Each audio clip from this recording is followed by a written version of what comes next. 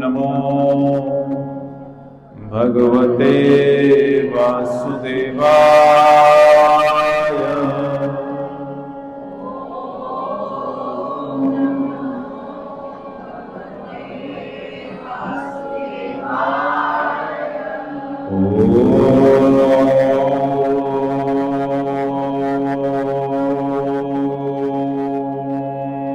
नमो भगवते वासुदेवाय।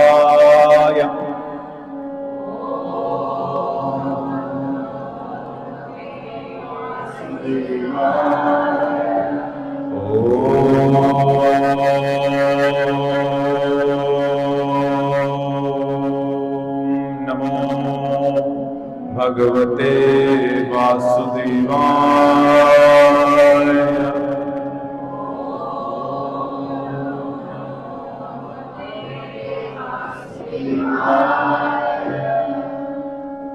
कृष्णाय वासुदेवाय देवकी नंदनाय च नंदगोप कुमाराय गोविंदाय नमो नमः। हे कृष्ण करुणा सिंधु दीनबंधु जगत्पते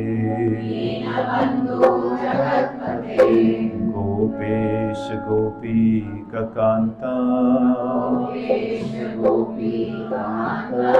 राधाकान्त नमोस्तुते। तप्त कंचन गौरंगी राधे वृंदावनेश्वरी वृषभानुसुत देवी प्रणमामि हरिप्रिया। श्री कृष्ण चैतन्य प्रभु नित्यानंद श्री अद्वैत गदाधरा श्रीवासादि गौर भक्त वृंद।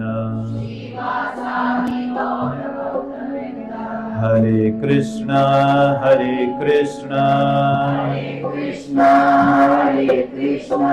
कृष्णा कृष्णा हरे हरे हरे राम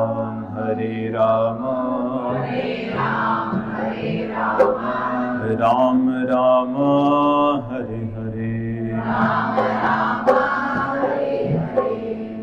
नमो विष्णुपदाय कृष्णपृष्ठाय भूतले श्रीमते मधुसूदनाय बापूजीति नामिने। नमस्ते मधुसूदनाय भक्तिपाप्रियाय ते दुर्लभ कृष्ण भक्तिं मति सरलकारिणे। नारायणं नमस्कृत्य नरोचिं नरोत्तमं देवीं सरस्वती व्यासं ततो जयमुदीरयते।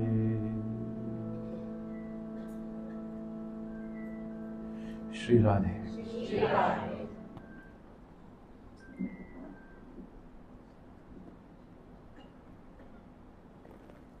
गुरु महाराज की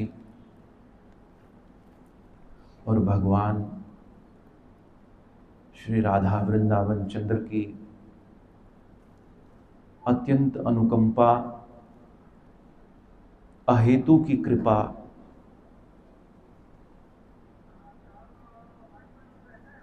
इसके कारण आज हम सब इस दामोदर मास में, इस कार्तिक के महीने में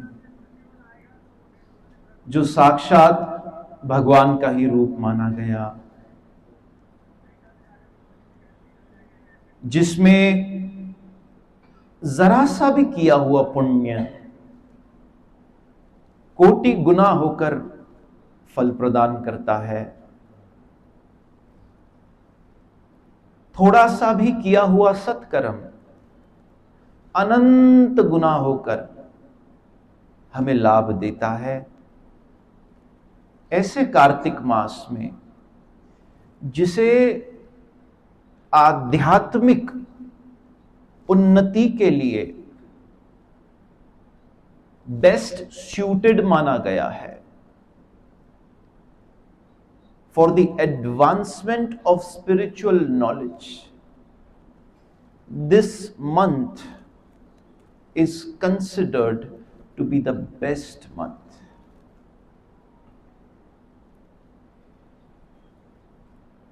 इस महीने में अगर हम सिर्फ श्री कृष्ण के सामने दीप अर्पण करते हैं तो स्कंद पुराण कहता है कि हमारे अगर किए हुए पूर्व जन्मों के पाप हिमालय पर्वत जितने भी जमा हो गए हों वो पलक झपकते ही समाप्त हो जाते हैं। और देखिए कितनी खुशी की बात है, कितने आनंद की, कितने सौभाग्य की बात है कि ऐसे पवित्र महीने में हम सब बैठकर उसी कृष्ण लीला का, उसी भागवत कथा का रस आस्वादन कर रहे हैं। अगर कोई पूछे कि भगवान की कृपा कैसी होती है तो भाई ऐसी होती है। और तो कल मुझे माता भी बता रही थी, कि थे वही, हाँ, कहा मां ठीक थी व्यम हली व्यो डेंगू। तो ये कथा वैसे भी सारे रोगों को, चाहे किसी भी प्रकार का रोग हो, भवरोग हो, मन रोग हो, शारीरिक रोग हो, सबों को दूर करने वाली है। इससे बड़ी मेडिसिन तो कोई है ही नहीं, इससे बड़ी औषध तो कोई है ही नहीं। और इसीलिए जो मरणा आसन पर महाराज परीक्षित शापित हुए और सुखदेव गोस्वामी महाराज का आगमन हुआ, गंगा का तट है, बिल्कुल सामने गंगा जी बह रही हैं, लेकिन उस पाप मोचनी गंगा जिसकी अगर हम एक बिंदु, एक ड्रॉप भी लेकर अपने जीभ पर रख दें, हम सबके घर में गंगा जल होता है, बोलिए होता है या नहीं? इसलिए होता है कि जब कोई घर से जा रहा हो मतलब कोई अपने उस अंतकाल के समय तक पहुंच जाए तो कहीं गंगा जल उसके मुख में डालने का प्रयास करें। तो ये गंगा तो वैसे ही मुक्ति प्रदान करने वाली है, लेकिन फिर भी सर्व उत्तम, मुक्ति से भी श्रेष्ठ चीज, मुक्ति से भी श्रेष्ठ वस्तु यहां सुखदेव गोस्वामी महाराज परीक्षित को देने जा रहे हैं। गंगा मुक्ति तो प्रदान कर सकती है लेकिन भक्ति नहीं। यह कृष्ण कथा मुक्ति भी प्रदान करती है और उसके साथ साथ भक्ति भी, अर्थात पाप करने की वृत्तियों को समाप्त कर देती है। व्यक्ति का मन चित्त कृष्ण के चरणारविंद में स्थापित कर देती है। गंगा में तो लोग जाते हैं नहाने, अपना पाप धोकर आते हैं और सोचते हैं हम अब पाप से मुक्त हो गए, लेकिन फिर आते ही उन्हीं पापों में फिर लग जाते हैं। इसे हमारे शास्त्रों में हाथी का स्नान बताया गया है। हाथी स्नान, हाथी कैसे स्नान करता है? सरोवर में उतरता है, नहाता है, बाहर आता है, फिर मिट्टी डाल देता है। इसलिए यह पापों का घड़ा भरा का भरा ही रहता है। और यही पाप हैं जो हमें तीन प्रकार के ताप देते हैं, आदिदैविक, आदिभौतिक और आध्यात्मिक। ये 3 प्रकार के दुख हर व्यक्ति के जीवन में है। या तो अपने मन में किसी बात का क्लेश है, या तो अपने शरीर के कोई रिश्तेदार हैं, उनके दुख को हम अपना दुख मान कर बैठे हैं, या तो प्रकृति हमें दुख दे रही है, भूख लग रही है, प्यास लग रही है, शरीर में पीड़ा आ रही है, कभी सोखा आ रहा है, कभी बाढ़ आ रही है। Everybody is having either one of them और ऑल 3 ऑफ देम। कोई भी पूरी तरह दुख से मुक्त हो ही नहीं सकता। इसलिए इन सभी पापों का हरण करने के लिए, पाप करने की वृत्ति समाप्त करने के लिए, ये श्रीमद् भागवत महापुराण की कथा सुनाने के लिए शुकदेव गोस्वामी महाराज परीक्षित के सामने विराजमान है। और देखिए, एक मुमुक्षु मतलब one who is looking for liberation. जिज्ञासु मतलब one who is seeking knowledge. जब हमारे अंदर एक जिज्ञासा जागती है, जब हमारे अंदर इस ताप देने वाली प्रकृति से, जब हमारे अंदर एक ऐसा भाव पैदा होता है कि हम छूटे इन सब चीजों से, हम मुक्त हों इससे, जब हम कर्म भोगते भोगते भोगते, दुख भोगते भोगते भोगते कहीं हमारे मन में भगवान के प्रति जानने की, उनके तरफ आगे बढ़ने की जरा सी भी इच्छा पैदा होती है, तो मेरे बात का विश्वास रखना, आपको कहीं नहीं जाना पड़ेगा, वही ईश्वर आपके लिए किसी को भेज देगा। और यही महाराज परीक्षित के साथ हुआ। वो गंभीर हो गए अपने इन मनुष्य जन्म के 7 दिनों को लेकर और कहा कि इन्हीं 7 दिनों में मुझे अपना ये मनुष्य जन्म सफल करना है। और इसी गंभीरता को देखकर शुकदेव गोस्वामी जैसे आचार्य वहां पर आकर उन्हें भागवत सुनाने के लिए तैयार हो गए। उन्होंने कोई डेट नहीं ली थी, कोई अपॉइंटमेंट नहीं ली थी कि इस डेट पे आइएगा। अगर हम चीट नहीं होना चाहते हैं तो हमारे जीवन में कोई ऐसा आएगा जो हमें वास्तव में भगवान देगा। लेकिन अगर हम चीट होना चाहते हैं, यहां वहां भटक रहे हैं, कभी यहां भटके, कभी वहां भटके, कभी इस बाबा, कभी उस बेबी, कभी ये मान लिया, कभी यहां मत्था टेका, कभी वहां मत्था टेका, तो हमारे जीवन में हमें ठगने वाले और हमारे जीवन में हमें चीट करने वाले ही मिलते रहेंगे। जो वास्तविक भगवत ज्ञान है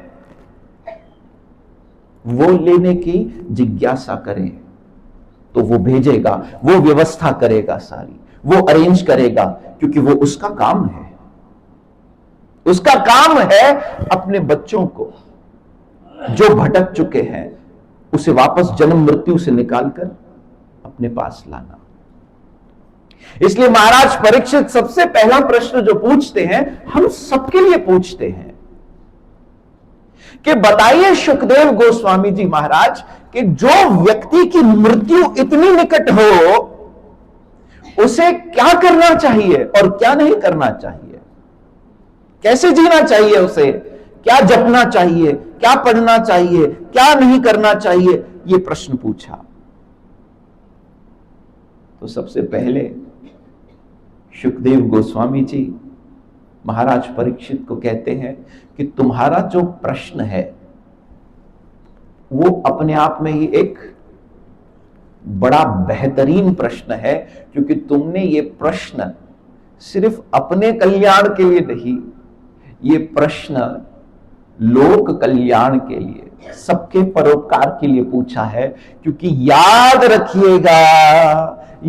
रखिएगा जो आया है सो जाएगा, राजा रंक फकीर, एक सिंहासन चढ़ चले एक बंधे जंजीर। आज की भागवत कथा साइंस में जाने वाली है, क्योंकि दूसरा स्कंद और तीसरा स्कंद साइंटिफिक है, इसलिए this is science beyond science. मतलब जन्म मृत्यु के बाद क्या है, क्योंकि हर इंसान को पता है क्या लगता है कि मात न मरंदम, जबकि हम सुनते हैं कि किसी का फोन आ जाता है, कहीं न्यूज में पढ़ लेते हैं, कहीं पर कोई बता देता है कि ये व्यक्ति अब दुनिया में नहीं रहा। हम कहते अरे कल ही तो मुझे घर आए हो, बिस्किट खाई भी हो, और आज नहीं रहा। और फिर भी हम इस बात को नहीं समझ पाते कि एक दिन हमारा भी नंबर आएगा। This is such an illusion, और हम उसे बिल्कुल इग्नोर करते हैं, उसके लिए बिल्कुल प्रिपेयर्ड नहीं है, बिल्कुल तैयारी नहीं करते। This Bhagwat Katha teaches the art of dying. मुआ मुआ जग मुआ, मरना न जाने कोई, मरो तो ऐसे मरो कि फिर मरना ही ना होए। इसको बोलते हैं मृत्यु पर भी जीत। अरे जो जिंदा है, अगर उसने जीत प्राप्त भी कर ली तो क्या होगा, एक दिन मृत्यु उसे हरा देगी।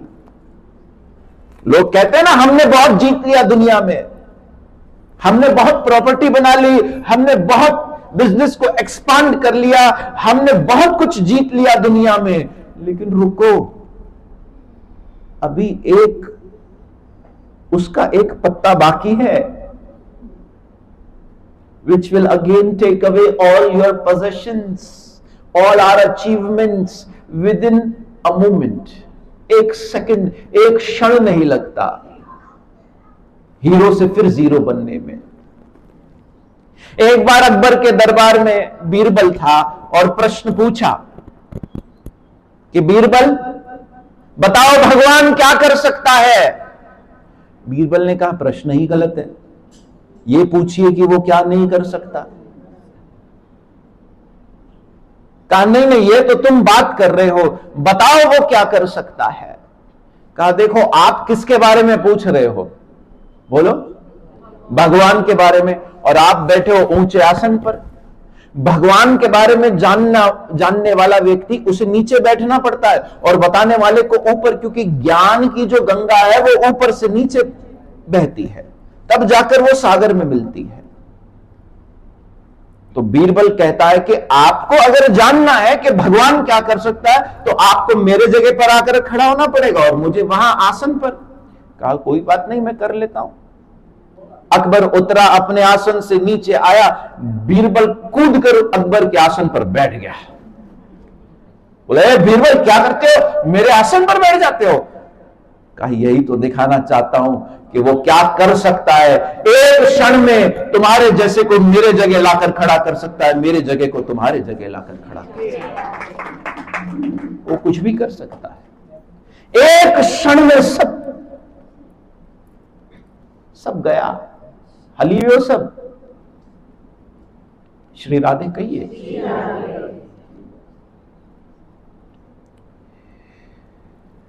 तो प्रश्न बड़ा महत्वपूर्ण पूछा। सबसे पहली बात सुखदेव गोस्वामी ने कही कि व्यक्ति को अपने हृदय में से मृत्यु का डर निकालना चाहिए। मृत्यु का ये सबसे पहला उत्तर दिया सुखदेव गोस्वामी कि जो मृत्यु के निकट है। और मैं एक बात कहूं, यहां जितने भी 50 प्लस बैठे हैं, हम सब बोनस में जी रहे हैं। हम सब किस में जी रहे हैं, बोनस में। ऐसा समझो अगर आपकी आयु 50 के ऊपर है तो भगवान ने बोनस दिया है कुछ, कभी भी जा सकते हैं। इतना लेजी एंड इतना इग्नोरेंट हमें नहीं बनना चाहिए। आजकल तो 20-20, 25-25 साल में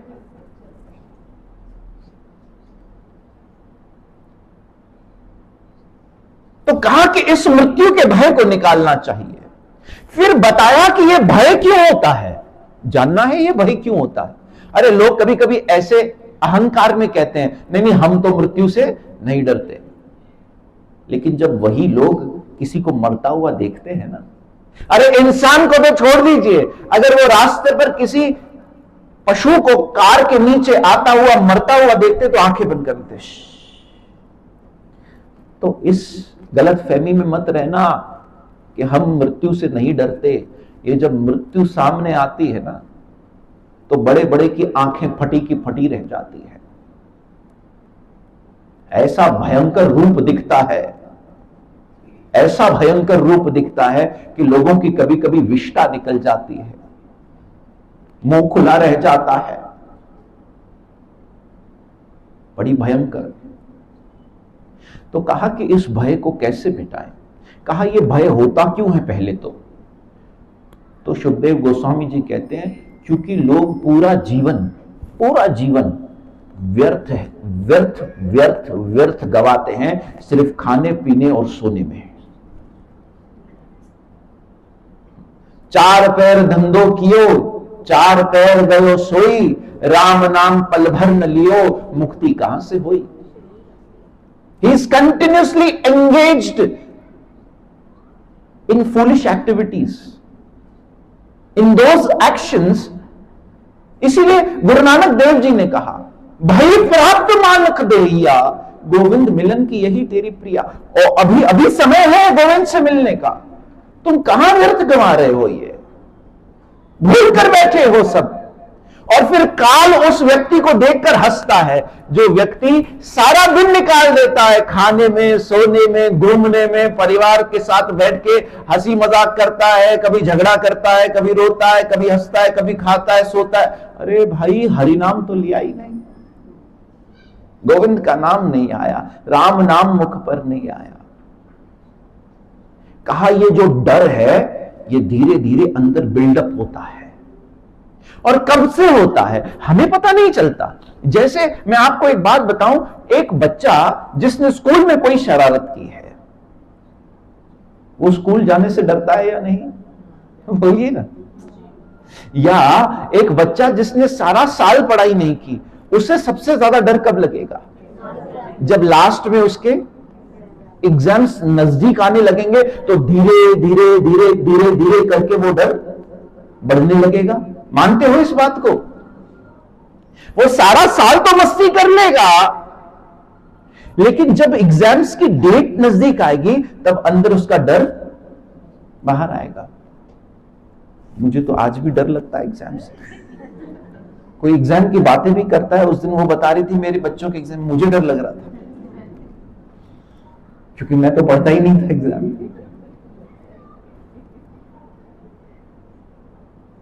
तो ये एक सबने अनुभव की हुई बात है कि हम जब तैयार नहीं होते तो सुखदेव गोस्वामी बताते हैं कि 3 चीजें हर व्यक्ति को करनी चाहिए। अब सुनिए कौन सी 3 चीजें। इस डर को अगर मिटाना है, बोलो मिटाना है, तो 3 बातें बताई। श्रवणम, जो इस समय हम सुन रहे हैं, मतलब हरि की कथा का श्रवण। कृष्ण की कथा का पहले तो क्या करना चाहिए, ये हमारे मन के बोझ को हल्का करती है, उस डर को दबा देती है, समाप्त कर देती है। दूसरा कीर्तनम, मतलब नाम लेना चाहिए। कीर्तन के 2 प्रकार 3 प्रकार है। कथा करना, जैसे इस समय गुरु कृपा से अगर मैं कथा कर रहा हूं तो ये भी कीर्तन है। हरे कृष्ण कृष्ण कृष्ण हरे हरे, हरे राम राम राम, ये भी कीर्तन है।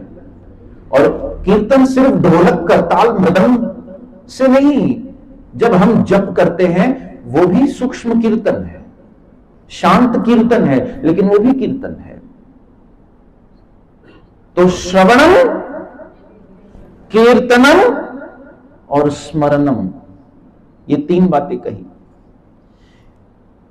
कि हमारे दिन में कृष्ण कथा सुनने का एक कोई ना कोई समय होना चाहिए कि हम कृष्ण कथा सुने, कृष्ण का नाम लें। हरे कृष्ण कृष्ण कृष्ण हरे हरे, हरे राम राम राम हरे।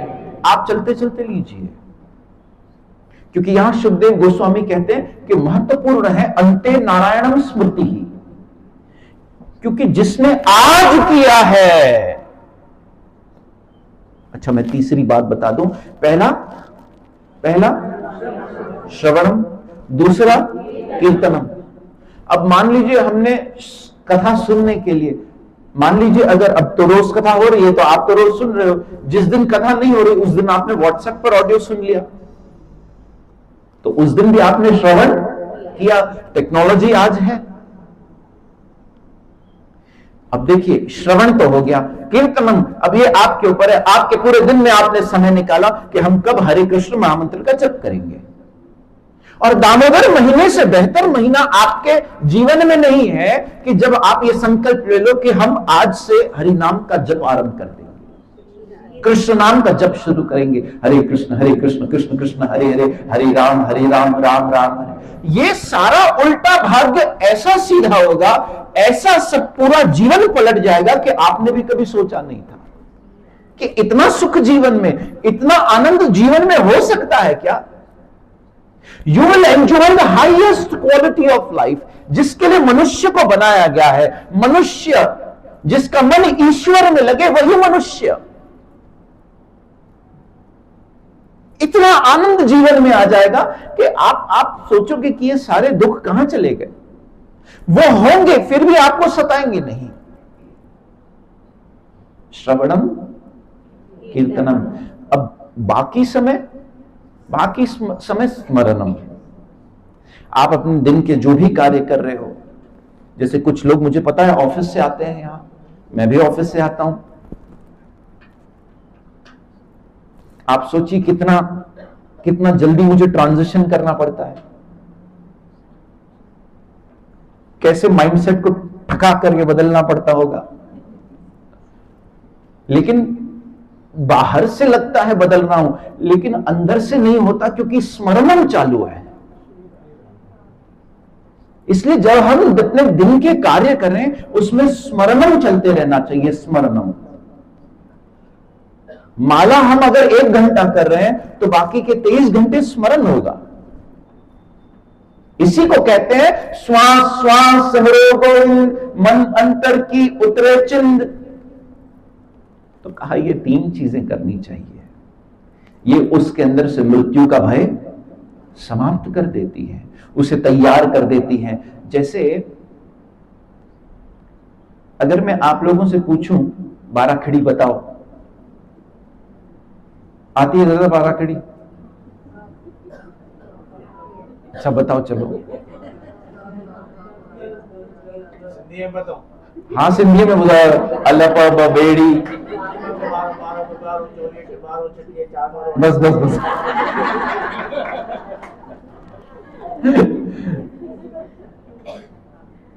दादा पढ़ के आए।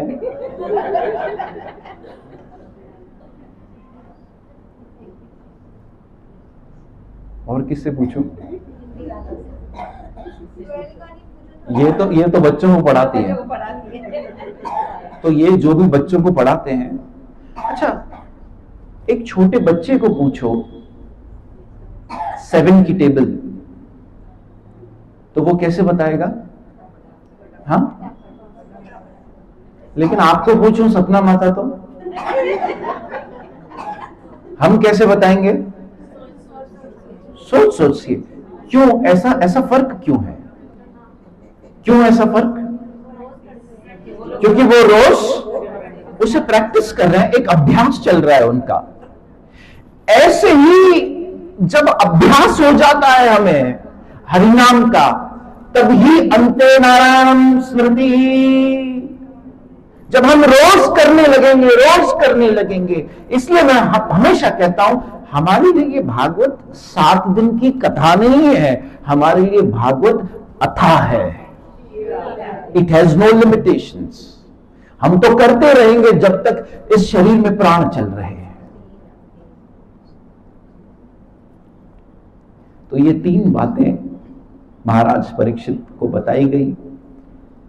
और फिर कहा, फिर और पूछा तो कहा कि देखो ऐसे व्यक्ति को सबसे पहले अपने परिवार में से जो मृत्यु के बहुत निकट आ गए हैं। इसलिए हमारा जो धर्म है, सनातन धर्म में 50 वर्ष के बाद वानप्रस्थ जीवन बिताने का एक व्यवधान है कि हम अपना बाकी का बचा हुआ पूरा जीवन, जब बच्चे सेट हो जाए, शादी हो जाए उनके, यहां तो हम देखते हैं कि हमारा बच्चों में तो अभी तक इंटरेस्ट है, बच्चों के बारे में भी सोचने लगते हैं। मां हली वेंदम तो मुंजी डोइटरी छा चौंदी, उसके बारे में भी जमा करते हैं, उसके लिए भी सोचते हैं। एक माता बड़ी तपस्या की, भगवान सामने प्रकट हुए, पूछा क्या चाहिए? बोला मुझे कुछ नहीं चाहिए। बोला एक चीज तो मांग ले। बोला अच्छा मांगू एक चीज? बोला हाँ। बोला एक ही इच्छा है, क्या इच्छा है? कि मैं अपने नए 7 फ्लोर के घर पे टॉप फ्लोर पर बैठकर अपने पर पोते को गोद में सोने के चम्मच से दूध पिलाऊं। एक ही इच्छा है। कितनी इच्छा है?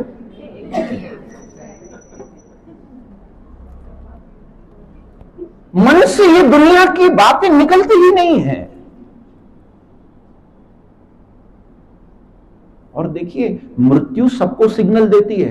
ये तो महाराज परीक्षित को 7 दिन का पता है, हम सबको सिग्नल देती है। जिस दिन पहला बाल सफेद हुआ वो हमारे लिए सबसे पहला सिग्नल था। जिस दिन आंखें कमजोर होने लगी, चश्मा लगाया, मृत्यु ने दूसरा सिग्नल दिया। अब देखिए ये जो लोग आप देख रहे हो ना ऊपर कुर्सियों पर बैठे हैं, जो जल्दी आए बेचारे कुर्सी पकड़ने के चक्कर में। कोई एक जमाना था ये जो नीचे बैठे ना, ये आपकी तरह नीचे बैठा करते थे। अब इनका प्रमोशन हुआ है, ये कुर्सी पर बैठते हैं। फिर जब इनका और प्रमोशन होगा, हाँ, तो ये क्या है? ये मृत्यु हमें सिग्नल ही तो दे रही है। और हम कहते हैं कि मृत्यु सबको चेताती है, सबको सिग्नल देती है। वो जो दांत जब गिरने लगते हैं, हिलने लगते हैं, जैसे ही हमारे दांत कमजोर होने लगते हैं, याद रखिएगा जीवन में देख लेना आसपास के रिश्ते भी कमजोर होने लगते हैं। एक समय था आप अखरोट भी दांतों से तोड़ देते थे, बादाम भी खा लेते थे, अब बादाम को भी भूरा करके खाना पड़ता है। मृत्यु के संकेत है कि मैं धीरे धीरे करके अपनी पकड़ तुम्हारे ऊपर मजबूत कर रही हूं।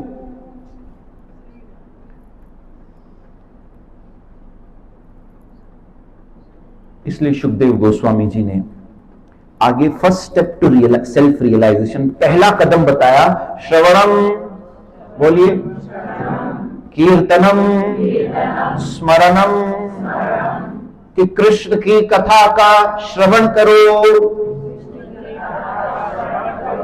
कृष्ण के नाम का कीर्तन करो,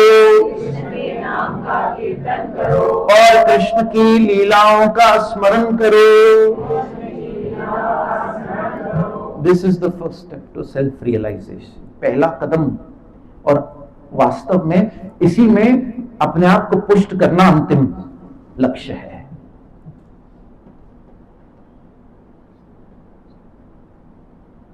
कहा उस व्यक्ति को इस दुनिया को कैसे देखना चाहिए, तो बताया, 2 बातें बताई कि हर एक के अंदर, ये आपकी ये जो उंगली और अंगूठा है, इसमें जितना गैप है ना, इतना, हर एक के अंदर भगवान अर्थात कृष्ण परमात्मा के रूप में विराजमान है। एक मूर्ति है सबके अंदर, जिसे परमात्मा स्वरूप कहते हैं, चतुर्भुज। उस चतुर्भुज हरि का वर्णन आया कि हर एक के हृदय में, और इस बात को कृष्ण ने गीता में भी कहा, ईश्वर सर्वभूतानां हृदय दिशे अर्जुन तिष्ठति, मैं सभी के हृदय में विराजमान हूं।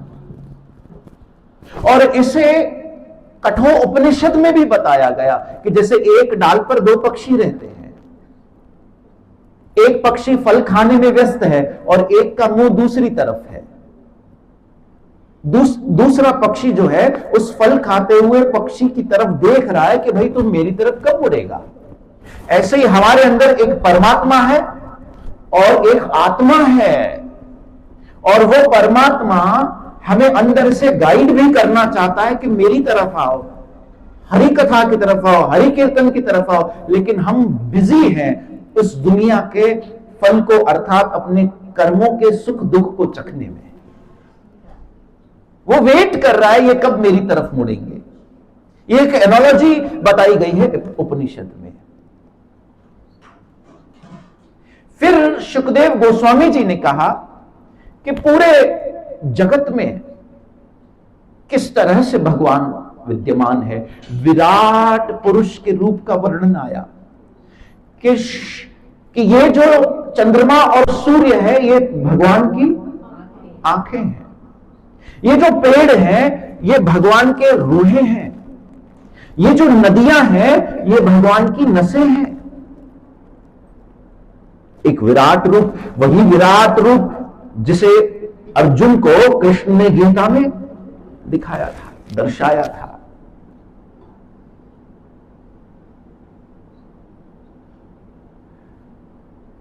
कि वो समस्त कारणों का कारण है, उसकी न कहीं शुरुआत है, न उसका कहीं अंत है, न ही उसका कहीं मध्य है। इस तरह से भगवान के विराट रूप का वर्णन कहा, और ये इसीलिए बताना चाहते थे कि परीक्षित तुम जहां देखो उसे देखो, ये सब उसी का है। क्योंकि परीक्षित को इस समय भगवत भावना में पूरा युक्त करना था। जैसे नामदेव जी रोटी सेक रहे थे, रोटी सेकते सेकते एक कुत्ता आया और अपने मुंह में रोटी दबाई और भागने लगा। नामदेव जी ने अपने चम्मच से घी निकाला और कुत्ते के पीछे भागे। अरे पांडुरंग विठ्ठल, अगर तू रोटी खाना चाहता है तो घी तो लगाने दे। अब देखिए महात्मा कैसे होते हैं, उन्हें एक पशु में भी भगवान नजर आ गए, परमात्मा नजर आ गए। लेकिन वो सिर्फ ऐसे बोलने के लिए हमें नहीं बोलना चाहिए। That is a very advanced stage. हमें अब तक भेद बुद्धि है। भेद बुद्धि क्या होती है? ये छोटा है, ये बड़ा है, मैं ऐसा हूं, वो वैसा है, ये स्त्री है, ये पुरुष है, ये ऐसा है, ये वैसा है। इसलिए शुकदेव गोस्वामी जी कहते हैं कि सब जगह वो स्थित है, ये सब वही है। महाराज परीक्षित सृष्टि के बारे में पूछते हैं कि इस सृष्टि को उन्होंने कैसे रचा। अब सृष्टि का प्रश्न क्यों आया, सोचिए जरा। ये इसीलिए भागवत में सृष्टि का प्रश्न आया क्योंकि हम जहां आए हैं वहां क्यों आए हैं भाई। ये प्रश्न उस समय पूछना बिल्कुल, क्योंकि यहां कैसे आए। जन्म, अगर मृत्यु मेरी होनी है तो पहले तो मैं यहां आया ही क्यों। अगर यहां मृत्यु है तो मैंने जन्म ही क्यों लिया। जब तक इस सृष्टि को नहीं समझेंगे तब तक भगवान को नहीं समझेंगे। जैसे पहले सैंपल को समझना पड़ता है। सैंपल को, आपको अगर जानना है कि समुद्र कितना खारा है तो एक बूंद उठाकर देख लो, पता चल जाएगा समुद्र इतना खारा है। ऐसे ही सृष्टि की बात पहले हुई, क्रिएशन की बात कि कैसे बनाया। तब शुकदेव गोस्वामी जी कहते हैं हां, यही प्रश्न एक बार नारद मुनि ने ब्रह्मा जी से पूछा था। नारद मुनि के पिता है ब्रह्मा और नारद मुनि के गुरु भी ब्रह्मा। कहा यही प्रश्न जो तुम पूछ रहे हो सृष्टि की रचना के बारे में, वही प्रश्न ब्रह्मा जी से पूछा गया और उन्होंने क्या उत्तर दिया मैं बताता हूं। अब शुकदेव गोस्वामी जी बता रहे हैं नारद मुनि ने लगभग 9 प्रकार के प्रश्न पूछे, क्योंकि नारद मुनि जब ब्रह्मा जी को देखते थे तो ब्रह्मा जी ही सृष्टि की रचना कर रहे होते। तो नारद मुनि पूछते, क्या आप ही ने सृष्टि की रचना की है या आपसे परे भी कोई है? क्या आप ही इस सृष्टि को चलाने वाले हो? तो ऐसे कई प्रकार के प्रश्न नारद मुनि ने किए। तब ब्रह्मा जी ने बताया, नहीं बेटा, कोई है जिसके हाथ में मैं भी कठपुतली हूं, जिससे मेरी उत्पत्ति हुई, मेरा भी कोई स्रोत है। Brahma was the very first living entity ever. Brahma कौन है? आप देखिए, मैं आपको एक छोटा सा दृष्टांत देता हूं। मैंने कहा थोड़ा साइंटिफिक होगा आज। एक न्यूबॉर्न बेबी अपने मां के पेट में किससे जुड़ा हुआ होता है? हाँ, एम्बिलिकल कॉर्ड से जुड़ा हुआ होता है। और वो कहां से जुड़ा हुआ होता है? वो कॉर्ड कहां से आती है? नाभि से। कहां से आती है? नाभि से। चलो, हमने शास्त्र नहीं पढ़े, एक फोटो तो देखा है जिसमें भगवान विष्णु के नाभि से एक कमल उत्पन्न होता है और उस पर ब्रह्मा जी बैठे होते हैं कि नहीं? देखिए, मैं खुद एक इंजीनियर हूं, इसलिए जब क्रिएशन ऑफ द यूनिवर्स की बात आती है तो मैंने खुद इस पर डीप स्टडी की है। और भागवत में जो क्रिएशन ऑफ द यूनिवर्स ये दूसरे स्कंद और तीसरे स्कंद में बताया है, इससे बढ़कर और कोई विज्ञान हो ही नहीं सकता। इससे बढ़कर कोई साइंस नहीं हो सकती। इसमें सब बताया, सब बताया। सबसे पहली बात बताई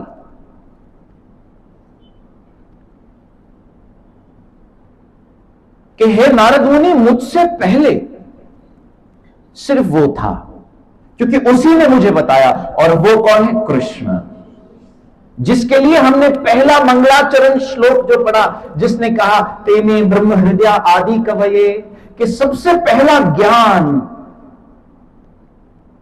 कृष्ण के द्वारा ब्रह्मा जी को मिला था। और कृष्ण ब्रह्मा जी से कहते हैं, ब्रह्मा, मैं था, हूं और रहूंगा। ब्रह्मा जी की भी आयु है। ब्रह्मा जी के 100 साल, कितने? 100 साल। ब्रह्मा जी की 100 साल की आयु होती है। अगर मैं नंबर गलत नहीं कह रहा, लेकिन वो कैलकुलेशन भागवत में लिखी है कि वो अर्थ के कितने ईयर्स होते हैं? It is more than 300 trillion years. कितने? 300 ट्रिलियन ईयर्स से भी ज्यादा। उनके 100 दिन, और उसके बाद फिर प्रलय आती है, फिर सृष्टि की रचना होती है। तो कहा कि सबसे पहले वो एक बहु में परिवर्तन हुए। एको ब्रह्म बहु। बहु मतलब भगवान ने प्रकृति सबसे पहले बनाई, और प्रकृति में 3 गुण पाए गए, सतोगुण, रजोगुण और तमोगुण। सतोगुण, रजोगुण और तमोगुण। और हम सब में पूरी जो सृष्टि चल रही है ये इन 3 गुणों से चल रही है। ऐसा समझ लीजिए, ये तीनों गुण क्या है? एक अनसीन स्ट्रिंग है, एक ऐसी डोर है, एक ऐसी रस्सी है जो हर एक व्यक्ति को चला रही है।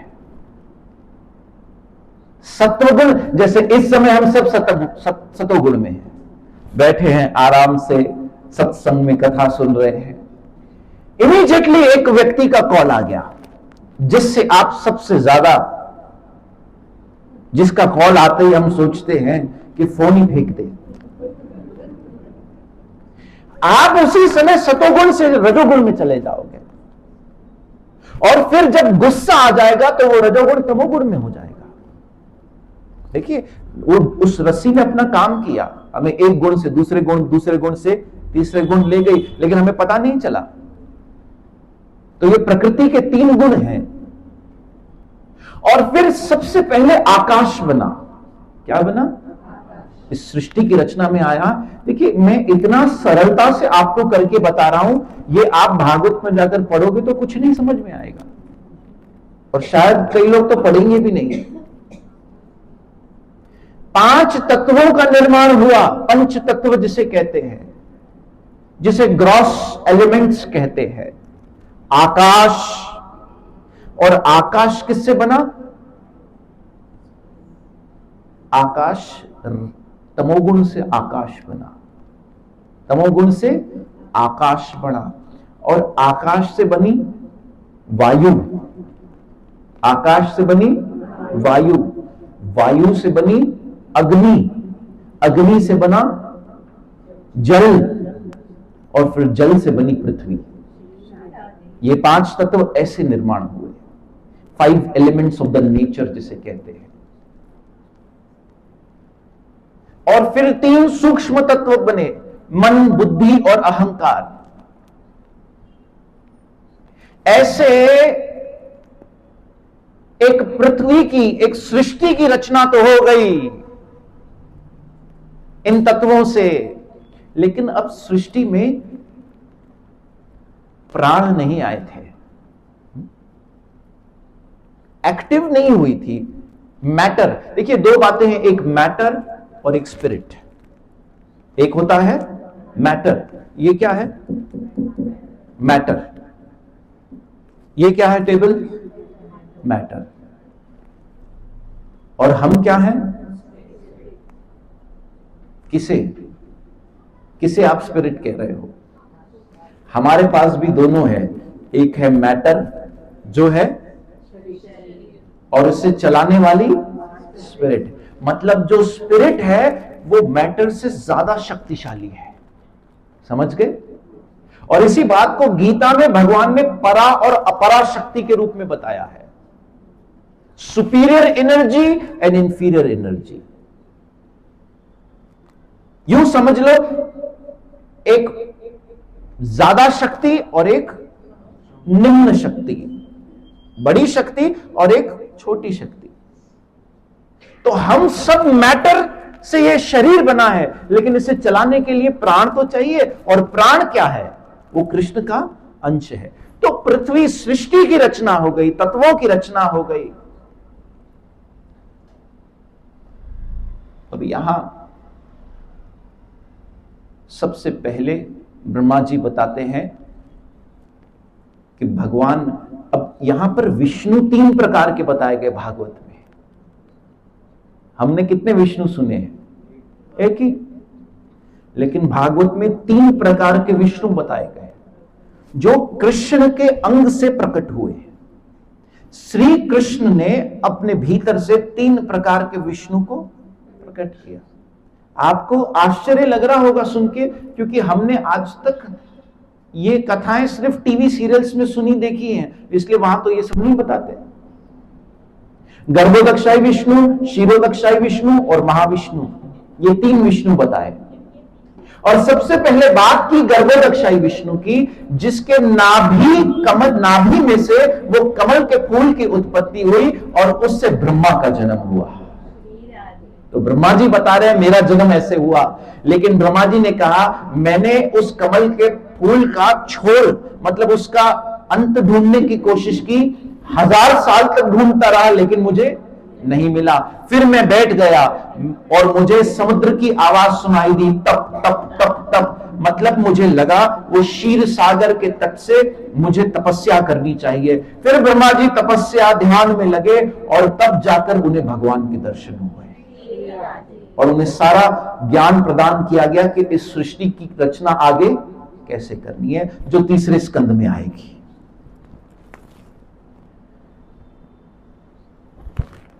अब इसकी तरफ आगे बढ़े उसके पहले सुखदेव गोस्वामी महाराज परीक्षित से पूछते हैं, महाराज परीक्षित सुखदेव गोस्वामी से पूछते हैं कि हे महाराज, विदुर जी का एक प्रसंग आता है, क्योंकि यह प्रश्न पूछा गया कि विदुर जी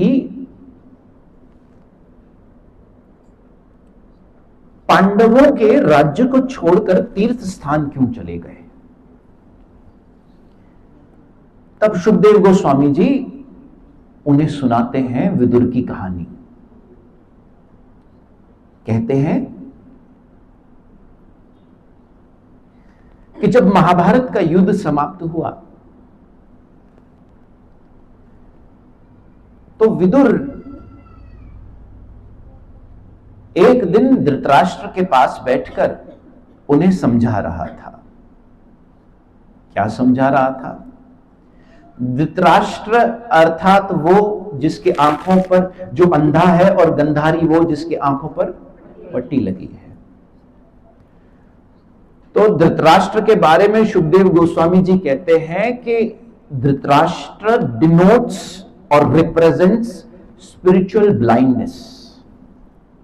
धृतराष्ट्र मोह को रिप्रेजेंट करता है। कहा अपने बेटों के बुरे कर्मों को, अपने बेटों की गलतियों को वो इस तरह नजरअंदाज करता रहा कि अंत में उसका पूरा कुल नाश हो गया। देखिए, मोह जो है वो अच्छे बुरे की पहचान खत्म कर देता है। दुर्योधन पाप पे पाप किए जा रहा था, गलती पे गलती किए जा रहा था, दुशासन गलती पे गलती किए जा रहा था, लेकिन फिर भी धृतराष्ट्र ने उनको रोका नहीं। क्यों नहीं रोका? मोह था। कभी कभी मां बाप बच्चों के मोहवश उन्हें पूरी छूट दे देते हैं। मैंने कई माता पिताओं को कहते हुए सुना है कि हम अपने बच्चों को सब करने देंगे, जो चाहे वो करें, लेकिन बाद में इसका परिणाम भोगना पड़ता है।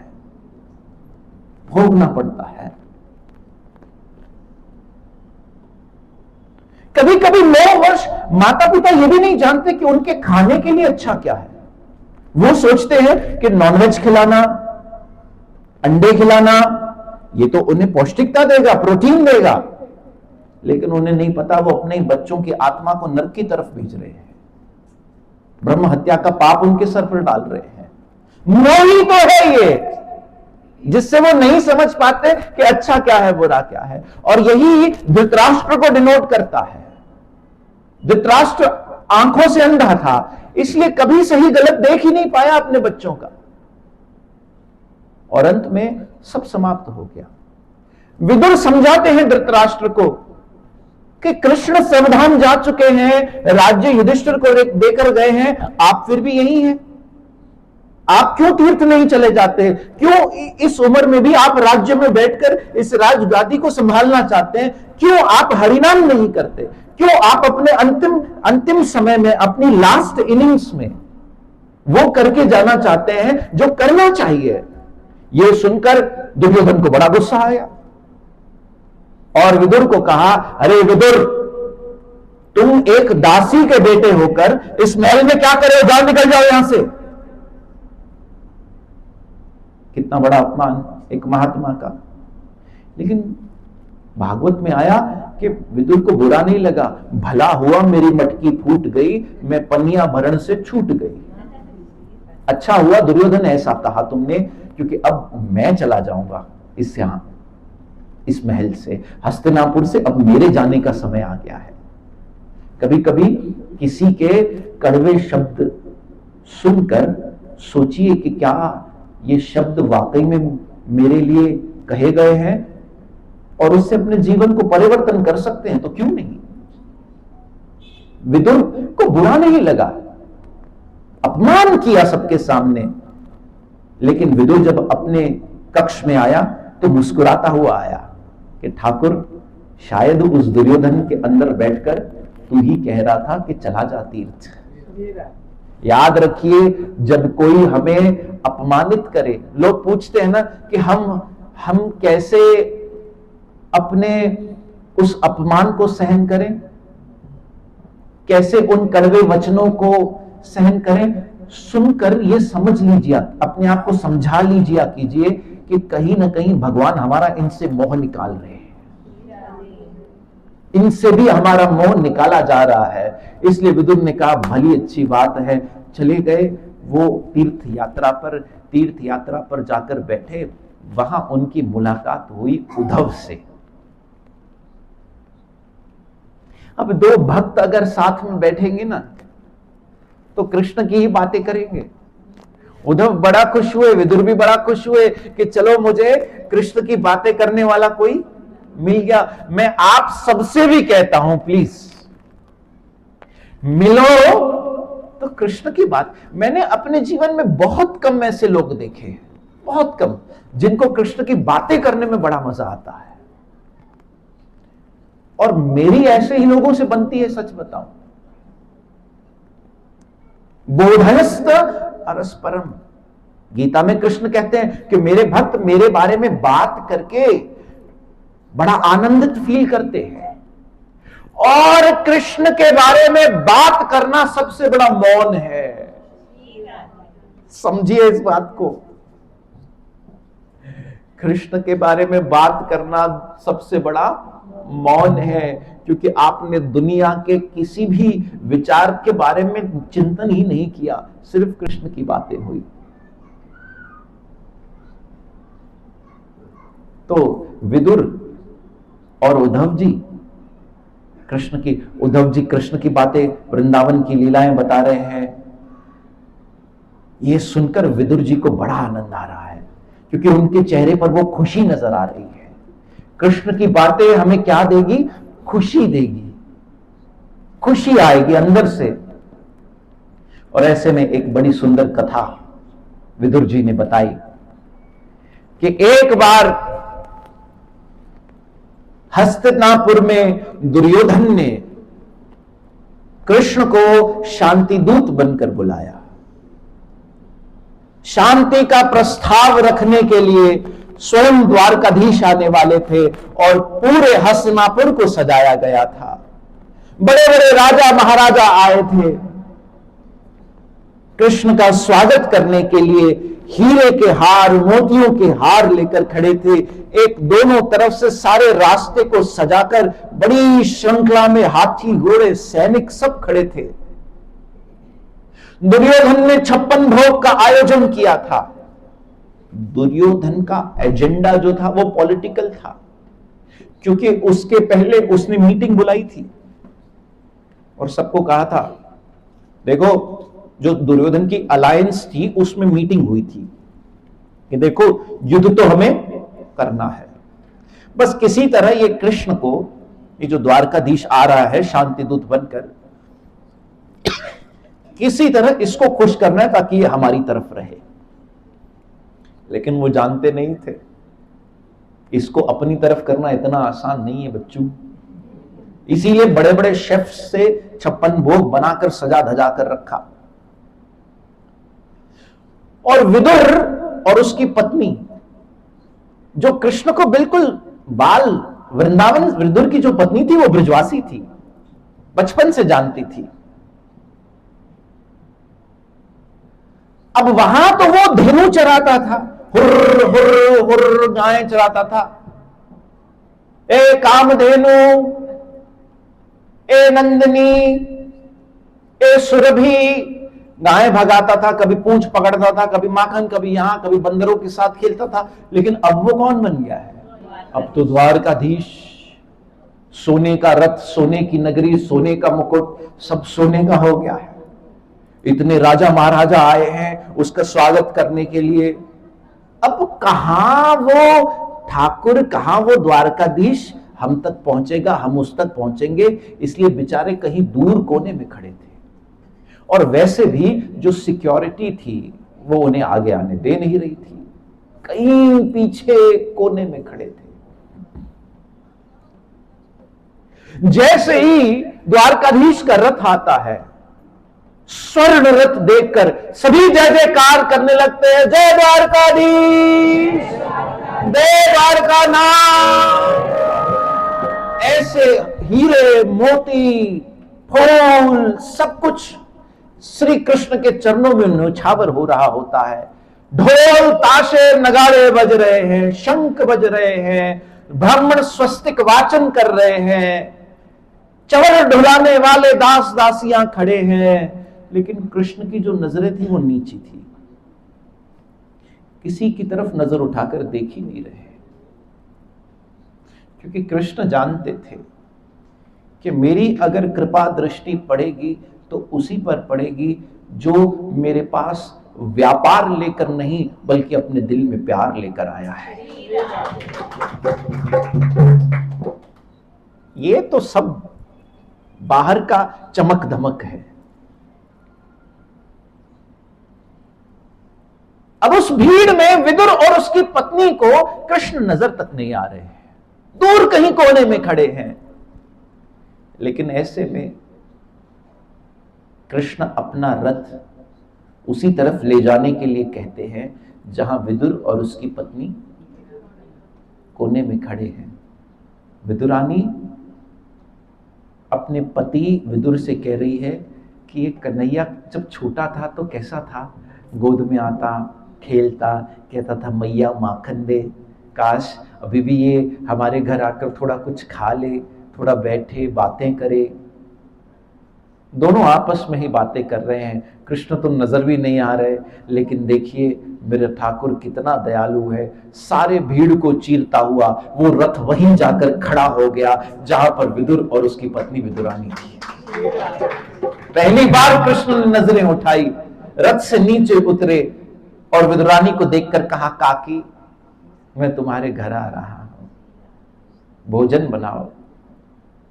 दुर्योधन कहता है, अरे माधव हे वसुदेव, 56 भोग आपका इंतजार कर रहे हैं, क्या आप मेरे यहां भोजन नहीं खाओगे?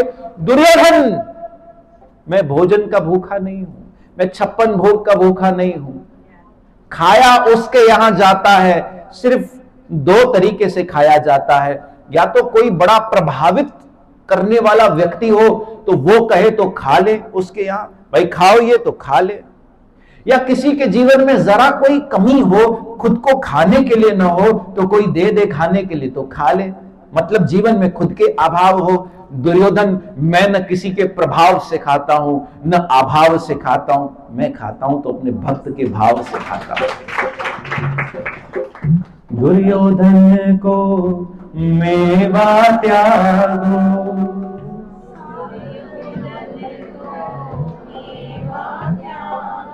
साग विदुर घर खाई, सबसे ऊंची प्रेम सगाई।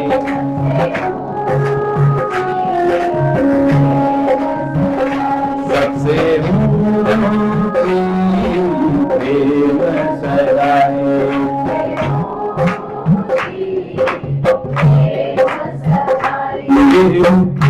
प्रेमवश अर्जुन रथ हाक्यो,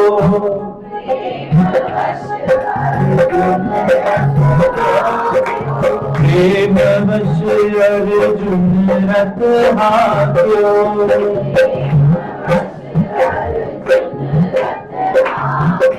भूल गयो ठकुराई, सबसे ऊंची प्रेम सगाई।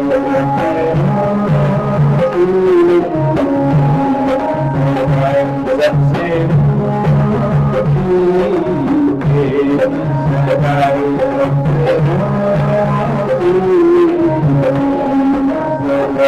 हरे कृष्णा हरे कृष्णा कृष्णा कृष्णा हरे हरे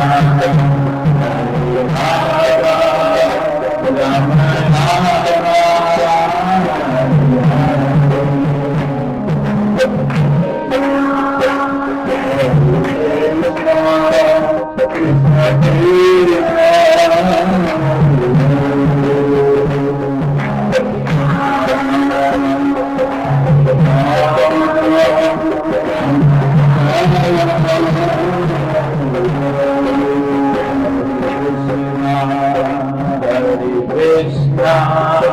कृष्णा कृष्णा हरे हरे हरे राम राम राम हरे